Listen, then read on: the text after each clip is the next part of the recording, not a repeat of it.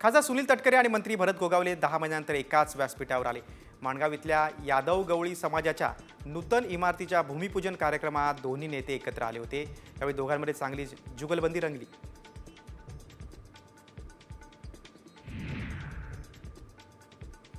रोहा तालुका प्रमुख समीर शेडगे यांनीही उद्धव बाळासाहेब ठाकरे पक्षाला रामराम ठोकलाय। समीर शेडगे यांनी सुनील तटकरेंच्या उपस्थितीमध्ये राष्ट्रवादी काँग्रेसमध्ये प्रवेश केलाय।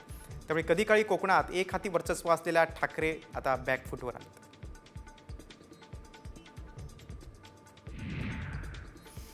मालवणच्या राजकोट किल्ल्यावर छत्रपती शिवाजी महाराजांचा पुतळा बसवण्याचं काम अंतिम टप्प्यात आलंय। या महिन्यात ते पूर्ण होण्याची शक्यता वर्तवण्यात येते। सांस्कृतिक कार्यमंत्री आशिष शेलार आणि मंत्री नितेश राणेंनी राजकोट किल्ल्याची पाहणी केली।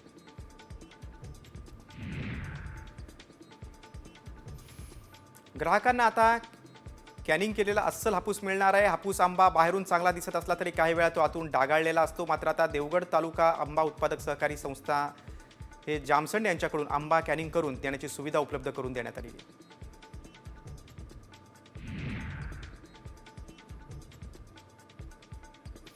मालवणमध्ये पणन मंडळाच्या माध्यमातून आधुनिक हापूस आंबा निर्यात सुविधा केंद्राला मंजुरी मिळावी अशी मागणी आमदार नितेश राणेंनी केलेली आहे। राजशिष्टाचार आणि पणन मंत्री जयकुमार रावल यांच्याकडे ही मागणी करण्यात आली। सिंधुदुर्ग दौऱ्यावर असताना राणेंनी याबाबत निवेदन दिलं।